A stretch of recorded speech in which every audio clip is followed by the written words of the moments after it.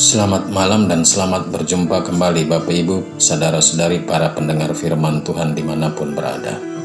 Sebelum kita memulai renungan malam ini, marilah kita membuka renungan malam kita dengan berdoa. Dalam nama Bapa dan Putra dan Roh Kudus, amin. Ya Allah yang Maha Kuasa dan Kekal, kami bersyukur kepadamu atas segala rahmat dan berkat yang sudah Engkau berikan kepada kami dalam seluruh aktivitas dan karya-karya kami sepanjang hari ini. Semoga berkat-Mu senantiasa menjadi tanda berkat bagi kami dan juga bagi banyak orang. Demi Kristus Tuhan dan pengantara kami. Amin. Renungan malam ini saya ambil dari bacaan suci dari kitab Keluaran bab 32 ayat 15 sampai 24, dilanjutkan ayat 30 sampai 34. Bacaan dari kitab Keluaran. Waktu itu Musa dan Yosua turun dari gunung Sinai. Musa membawa di tangannya kedua loh hukum Allah. Loh-loh itu bertulis pada kedua sisinya sebelah menyebelah. Kedua loh itu telah dibuat oleh Allah dan tulisannya adalah tulisan Allah digurat pada loh-loh itu. Ketika Yosua mendengar sorak-sorai, bangsa Israel berkatalah ia kepada Musa, kedengaran bunyi sorak peperangan di perkemahan. Jawab Musa, bukan nyanyian kemenangan, bukan pula nyanyian kekalahan, melainkan nyanyian berbalas-balasan. Itulah yang kudengar. Ketika sudah dekat perkemahan dan melihat anak lembu serta orang menari-nari, maka bangkitlah amarah Musa. Dibantingnya kedua loh itu, dihancurkannya pada kaki gunung. Kemudian diambilnya patung anak lembu buatan mereka itu, lalu dibakarnya dalam api. Digilingnya sampai halus dan ditaburkan ke atas air, dan orang Israel disuruh meminumnya. Lalu berkatalah Musa kepada Harun, apakah yang dilakukan bangsa ini kepadamu, sehingga engkau mendatangkan dosa sebesar itu kepada mereka? Jawab Harun, janganlah tuanku marah. Engkau sendiri tahu bahwa bangsa ini jahat semata-mata.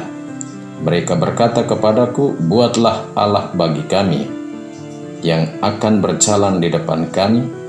Sebab mengenai Musa yang telah memimpin kami keluar dari Mesir, kami tidak tahu apa yang terjadi dengan dia. Lalu aku berkata kepada mereka, barang siapa mempunyai emas, hendaklah menanggalkannya.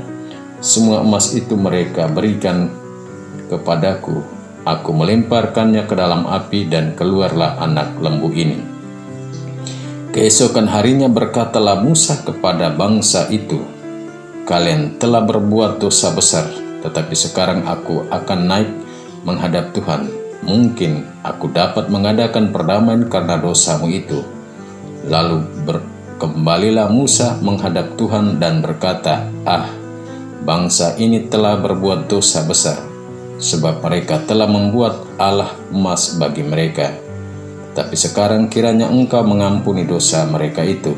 Dan jika tidak, hapuskanlah kiranya namaku dari kitab yang telah kau tulis. Maka Tuhan bersabda kepada Musa, barang siapa berdosa terhadapku, nama orang itulah yang akan kuhapuskan dari dalam kitabku. Tetapi pergilah sekarang, tuntunlah bangsa itu ke tempat yang telah kusebutkan kepadamu. Di depanmu akan berjalan malaikatku, tetapi pada hari pembalasanku, aku akan membalaskan dosa mereka kepada mereka. Demikianlah sabda Tuhan. Syukur kepada Allah. Tema renungan malam ini saya beri judul, barang siapa berbuat dosa terhadap Allah, namanya akan dihapuskan dari dalam kitab Allah.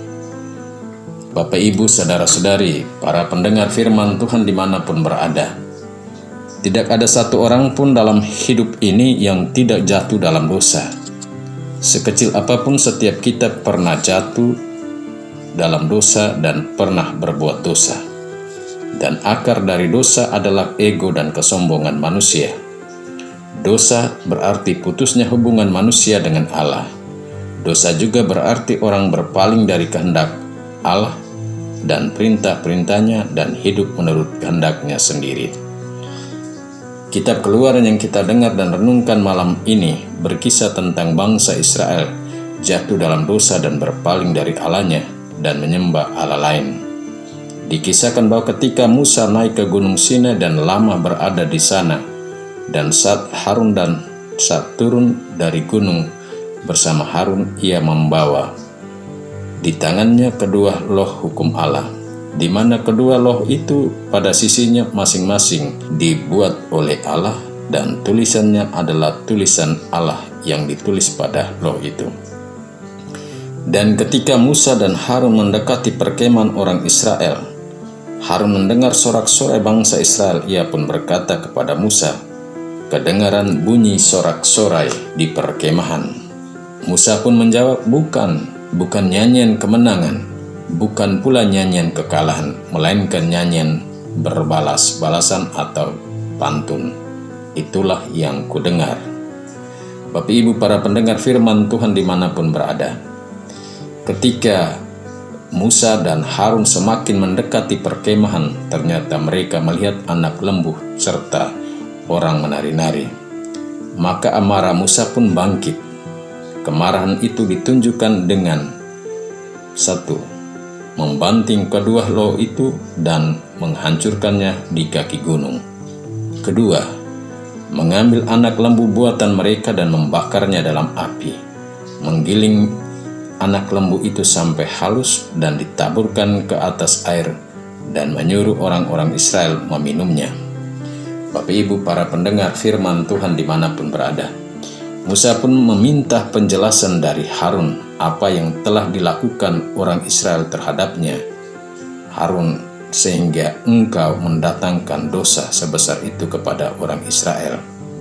Tapi Harun menjawab, "Jangan Tuhan marah, karena engkau tahu sendiri bahwa bangsa Israel adalah bangsa yang jahat semata-mata." Ia pun menjelaskan kenapa peristiwa itu terjadi. Semuanya itu terjadi karena orang Israel merasa Musa yang telah memimpin mereka keluar dari Mesir lama berada di gunung dan tidak turun-turun. Dan mereka tidak tahu tentang nasib Musa yang adalah pemimpin mereka. Maka untuk menenangkan kegelisahan bangsa Israel, Harun pun meminta agar orang-orang Israel melepaskan emas-emas mereka. Kemudian diberinya kepada Harun dan dibuanglah emas-emas itu ke dalam api dan keluarlah anak lembu. Demikianlah penjelasan Harun.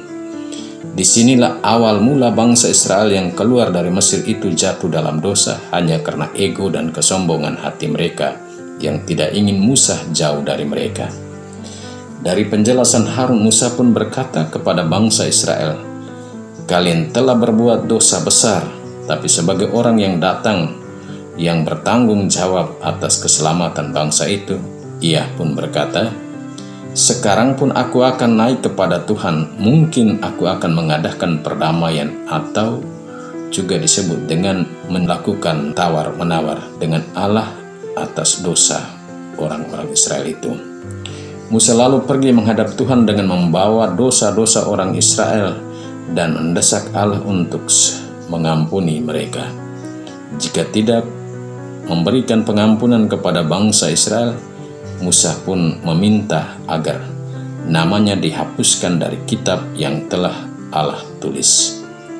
Tapi Tuhan menawarkan jalan keluar, yakni siapa yang berbuat dosa, namanya yang dihapuskan dari dalam kitabku. Tetapi kepada Musa diminta untuk tetap memimpin bangsa Israel menuju tanah yang dijanjikan, dan Allah tetap menyertai mereka dalam diri malaikat yang tetap berjalan di depan bangsa Israel, dan menegaskan bahwa ia akan membalas dosa orang-orang Israel pada hari pembalasannya. Bapak Ibu para pendengar firman Tuhan dimanapun berada, sebagaimana orang Israel yang dibawa keluar dari Mesir itu, nama-nama mereka telah tercatat dalam kitab Allah. Demikian juga kita orang-orang Kristen yang telah dibaptis, sesungguhnya nama-nama kita pun telah dicatat Allah dalam kitab-Nya. Untuk itu orang-orang Kristiani harus membangun hidup berdasarkan kehendak dan perintah-perintah Allah, bukannya berdasarkan keinginan hati manusia. Jika kita tidak hidup dalam kehendak-kehendak dan perintah-perintah Allah, disitulah kita jatuh dalam dosa. Dan sesudah jatuh dalam dosa, itu berarti kita telah putus hubungan dengan Allah. Tapi agar hubungan yang terputus dapat dipulihkan, maka gereja senantiasa mengajak umatnya kembali berdamai dengan Allah lewat sakramen-sakramen gereja, khususnya sakramen tobat dan ekaristi. Namun seringkali orang-orang Kristen tidak jauh berbeda dengan orang-orang Israel. Seringkali merasa diri tidak berdosa, tapi sesungguhnya sebagaimana yang tertulis dalam surat Yohanes, barang siapa berkata bahwa ia tidak berbuat dosa, sesungguhnya ia telah berdosa. Maka tawaran untuk kembali kepada Allah lewat sakramen tobat dan ekaristi sering tidak dihiraukan. Sikap orang-orang Kristen seperti ini akan mengalami nasib seperti orang-orang Israel, yakni nama mereka akan dihapuskan Allah dari bukunya sendiri. Bapak Ibu para pendengar firman Tuhan dimanapun berada, agar nama kita tidak dihapuskan dari kitab-Nya Allah sejak kita dibaptis, maka marilah kita bertobat selama masih ada waktu, karena Tuhan kita adalah Tuhan yang Maha Pengasih dan Penyayang. Amin. Marilah berdoa. Allah Bapa kami yang Maha Pengasih dan Penyayang, dalam hidup ini kami juga sering jatuh dalam dosa-dosa kami. Kami mohon ampun agar kami boleh pergi tidur dan beristirahat dengan aman dan tenang. Ampunilah dosa-dosa kami dan bangunkanlah kami besok pagi di dalam rahmat-Mu, agar kami pun melanjutkan setiap tugas dan kepercayaan yang Kau berikan kepada kami. Demi Kristus Tuhan dan pengantar kami. Amin. Marilah mohon berkat Tuhan. Tuhan bersamamu dan bersama rohmu. Kita sekalian, semua orang yang kita doakan, yang kita janjikan doa, yang mengharapkan doa dari kita, yang kita jumpai sepanjang hari ini, dan yang bekerja bersama kita, tidur dan istirahat kita sepanjang malam ini, dan semua mereka dinaungi, dilindungi, dibimbing, dan diberkati oleh Allah yang Maha Kuasa, Bapa, Putra, dan Roh Kudus. Amin. Selamat beristirahat, Tuhan memberkati.